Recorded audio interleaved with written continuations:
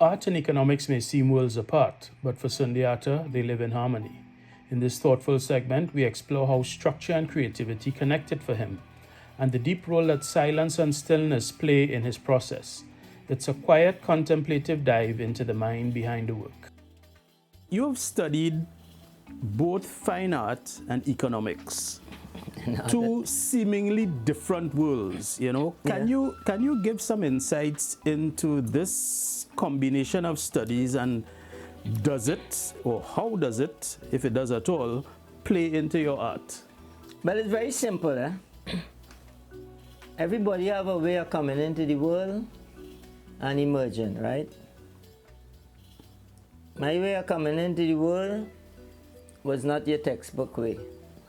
Mom meet dad, they get married, they produce a little child, the child behave good and go through the system, and then he goes to secondary, blah, blah, blah. My life wasn't like that. My life was, I found myself being a child of a single mother who was very brilliant, but struggling throughout life. And by the time I was 14 years, I had to leave school, the formal educational system, because of challenges. And from 14 to 20, I was out there working, out of the system. And by the time I got close to 18, I decided that I want to go back into school. So with the advice of my mom, I learned to, with tutorship, I learned to go back into the system. So I went back into the system and did all the formal things like GC and that thing on the side. But in the meanwhile, in reality, I was hustling my way up with music, and I was always in creative sector, building costumes and things. But when I got around 20, I decided to pursue those aims. I went back into the system and acquired the little signs and symbols of O and A level and things. But by that time, I was now fully heading towards into my art, parallel, breaking through parallel. And I got back in the system as a teacher. At the same time, I was developing my art parallel. I was going into now exhibitions and things parallel. And then when I got back in the system, someone told me, but Sundiata, but there was no art education in the Caribbean at that time, so I couldn't apply for no art school or nothing. Okay. But someone told me, nothing wrong with you applying for tertiary education, what is available. So I just applied to UE for what was available. Or the person think I had a good brain. Instead of waiting for some hope for some art scholarship, just use what's around, which is very interesting. So I went straight into UE because I intended at UE to do sociology and political science. Right. But when I came to Trinidad in 1980 to get married to my beautiful wife, who was still married to, I like that, eh? Yay. And I come to UV and all the time, I'm sorry, you can't do no social and political science. The only thing we'll offer you here is economics. I say, but you know me, the man who come up rough iron, cannot, I jump straight in. I jumped straight in and I jam him art. By then, art was keeping me alive. I was already done, established. And I mean, the only time I've used that economics is to manage myself. I hear you. And to manage my home and things. So. But it was a very interesting thing. So, but the whole concept of the economics was using what is available. You know, where you're gaining knowledge, you're experiencing things and gaining knowledge and skills and what's available here in the Caribbean. Very strong believer in that, you know. Education don't spoil. That is it. But at that time, my art was very well established. And I was doing a lot of things. So this going to art school was just a kind of lining up. That was never in my plan. I knew I wasn't needing that to go where I wanted to go. But I got the opportunity when my wife in 1982 decided to go up to London to do some postgraduate. And she said, but wait now, it'd be nice if you could come up and, there's a lot of stuff up here happening, come up. So I just applied to some art school there, and then I ended up there, and it was a good move.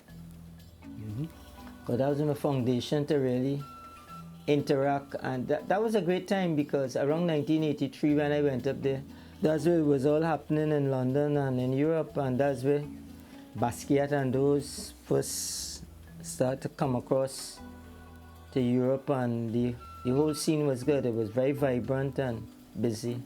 Not only in the visual arts, but that's when the whole kind of musical genre was developing. And then I understood how the visual arts is just part of this whole creative renaissance in certain geographical spaces at certain times. So that was a great opportunity. And then Europe was there, and it allowed me the chance to go and check out things. And then the museums were there, and this chance to let me go and check out a lot of artifacts and things, and it was really one of the greatest times was when I went up to Russia to do a kind of internship for a while. The university offered me that because I was interested in certain collections that Russia had, and also the approach they had. There's a kind of style of work they have called constructivist style that was done. So that's like with industrial art and creative art. I remember that Russia had to survive. So it was and also Russia also had some of the greatest collections of Matisse and Chagall, and and then there was the historical icons, iconography. So it was interesting, But as we in the subject, I think art school is a little overrated too. I think a lot of people want to go to art school to learn art. Piece of time. You go to art school to interact and to, see different avenues and different ways of doing things, but you better work wherever you are and work hard. That's just my narrow-minded opinion. Right. Well, you're a practicing artist. Yeah, because you can't let... You must know something. You can't let those people validate you. Right. That's the biggest problem I have with art right now, is that although we seem to be modern and conceptual, we still towing the line that, you have to be accepted out there to determine if you make it, wherever that is. I won't state certain names, but it's amusing. Yeah. What role does stillness or silence play in your creative process? Stillness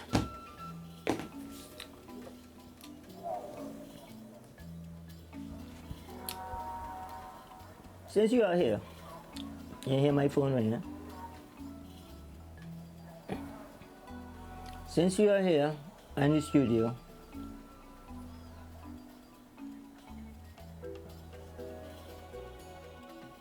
I hear the birds, I hear the rustling. So stillness is very important, and it's like space. is like interlude. It's like passages. And is the antithesis of action. So the stillness is always around. And that assists me with measuring,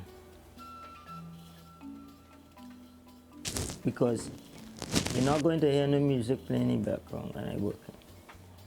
I don't work with music or anything. But stillness is very important. And the word is enough, because I just hold that kind of Zen background. Enough, sufficient, and the middle way.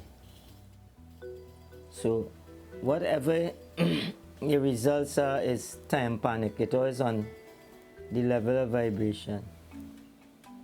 And that is what we are talking about, the life, the spirit. Yeah.